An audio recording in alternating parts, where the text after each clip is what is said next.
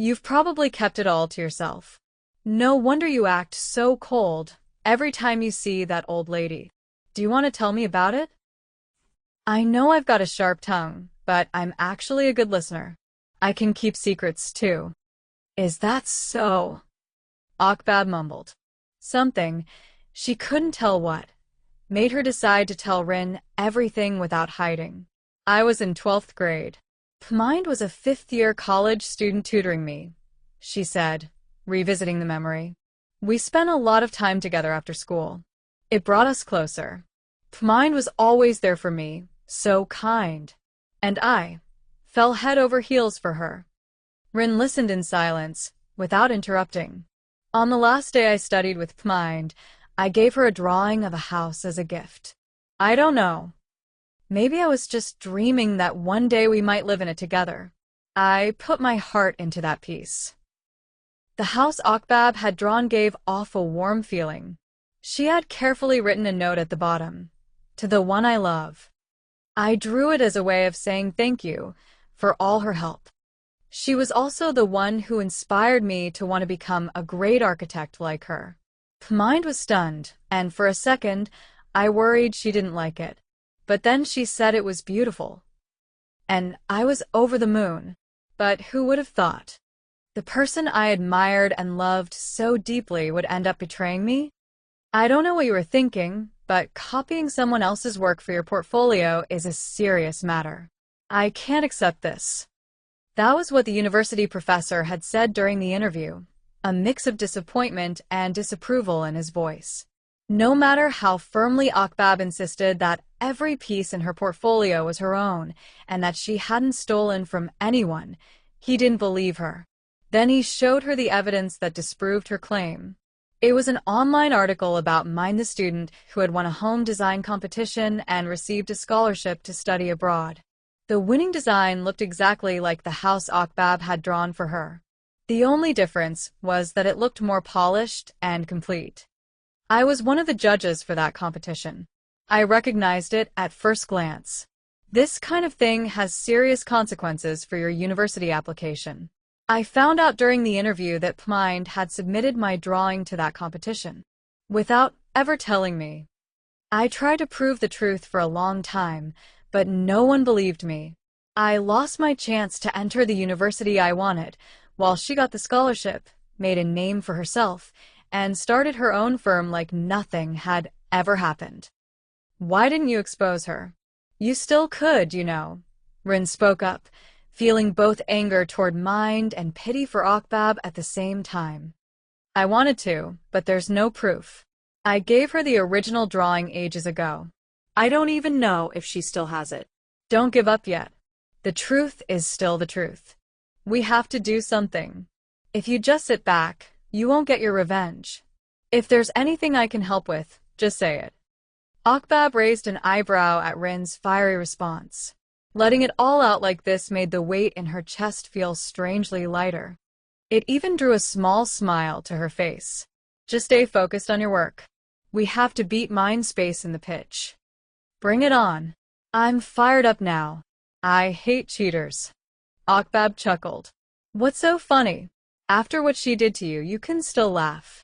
She didn't answer, only asked in return, what about yours? My what? Your first love. Akbab smiled. Was it as messy as mine? Rin froze. The way Akbab looked at her so directly caught her off guard. Can't remember, she mumbled. Yeah, right. Who doesn't remember their first love? If you don't answer, you're paying for your food tomorrow. Rin hesitated. In the end, she spoke, figuring Akbab wouldn't believe her anyway. Though she didn't tell the full story. Fine. But don't laugh. I never saw my first love's face. I only knew their artwork. Akbab became confused for several moments. What? You mean you fell in love with their drawing? Something like that. Anyone who could draw something like that must have been a really interesting person. Can you call that love? Isn't that just being a fan? Don't judge me with your own measuring stick. It's not like you know everything about love.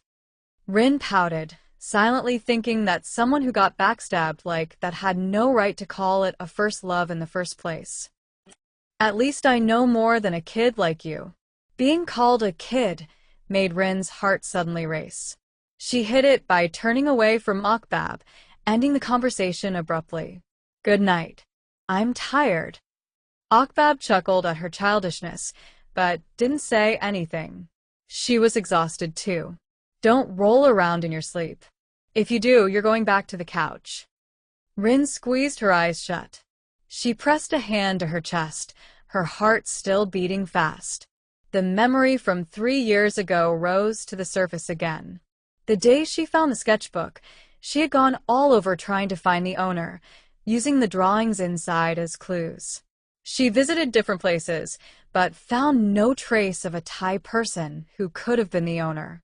Eventually, pressed by limited time and various travel conditions, she gave up and made one last stop at a small cafe that had appeared in the book. There, she handed the book to the cafe owner behind the counter, doing her best with her clumsy Japanese. I found this sketchbook. If someone comes looking for it, could you please return it to them? Of course. Rin looked at the sketchbook with regret, wishing she could return it to the artist in person. Spotting a post-it note and pen behind the counter, she asked to borrow them and wrote down a message in Thai. I really love your drawings. They reminded me of my mom, who passed away. Thank you for creating such beautiful work. Please keep drawing. She then left the note with a sketchbook, hoping it would one day reach the artist. Rin slowly turned back to look at the woman sleeping peacefully and breathing steadily. Then she let her thoughts of Akbab be the last thing on her mind tonight as she drifted off to sleep. Make sure to take some extra shots of the exterior today, and get every detail of the garden and outdoor spaces. Got it, Rin replied with enthusiasm. But as soon as they got out of the car, which the garage had picked up and returned with the tire replaced, Mine's voice appeared again, like a shadow following them. Akbab. The woman behind Mine's space walked over and held out a bag of snacks. What is it? Akbab didn't even glance at what was inside, her eyes cold. Some allure candy from a well-known shop. I got it for you. I remembered you loved it. No, thank you. Just take it. I did buy it for you. Before she could force the bag into Akbab's hands, Rin reached out and grabbed Mine's wrist, looking her straight in the eye. She said no. Mind didn't react. She simply smiled and waited for Rin to let go on her own. Maybe you don't realize this, Miss Mind, but just because someone liked something once doesn't mean they still like it now. That's not always true. Sometimes the old things are already good enough. Well, if something was truly good, it wouldn't just become mold, would it? The smile appeared only on Mine's lips, without a trace of warmth in either of the two's eyes.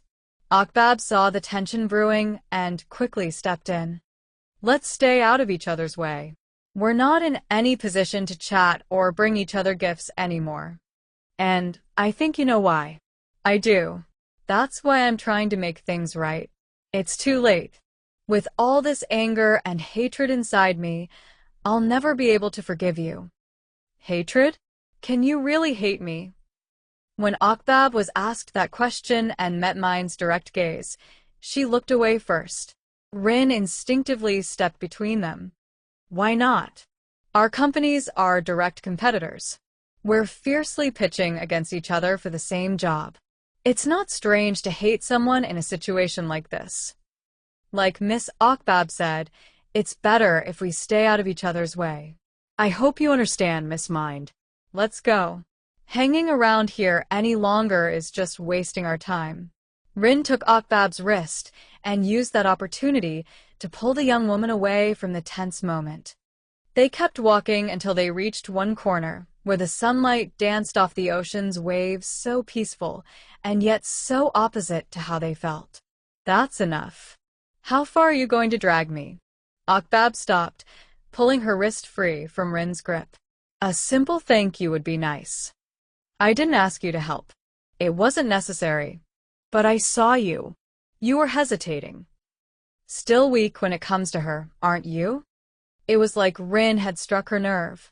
Akbab put on a defensive face to mask her feeling, but before she could bring up some useless excuse, Rin cut in with a serious question. Do you really want to beat Mindspace? If you do, I'll help you with everything I've got, in exchange for one condition. What now? Akbab frowned, recalling the selfish condition Rin had made when she first joined the team. She still felt uneasy about it. You have to forget that woman. Forget everything, the good and the bad. If you promise you can do that, I'll help you win this project. Their eyes met. A long silence followed, like a dead air break in a radio show. But once Akbab got herself together, she responded coldly. That's your job as a Jinta employee. I pay you to work, not to have you do it for free. So, just do your job properly. Come on, let's finish this and head back. Rin pressed her lips together, frustrated and concerned, as she watched Akbab turn and swiftly walk away. They resumed collecting the details they still needed. It took less time to finish than yesterday, but the atmosphere between them was unbearably stiff. Even after getting in the car to head home, neither said a word that wasn't related to work. By the time they got back, Rin felt so let down she could barely lift her bags out of the car. What she didn't know was that Akbab's silence during the drive had come from deep concentration. She had been carefully considering Rin's words in her mind. And in the end, she realized Rin was right. If she truly wanted to defeat Mindspace, then those lingering feelings had to be erased completely. Rin, Akbab called out as she stepped out of the car and walked over to the girl just as she was about to enter the house. I've decided. About what? Rin looked puzzled by the young woman's sudden declaration. I want to beat Mindspace. I want to take back what's mine. I will erase that woman from my life. Will you still help me? Rin was stunned, but as Akbab extended her hand, asking for her support, the younger girl immediately took it with a blooming smile.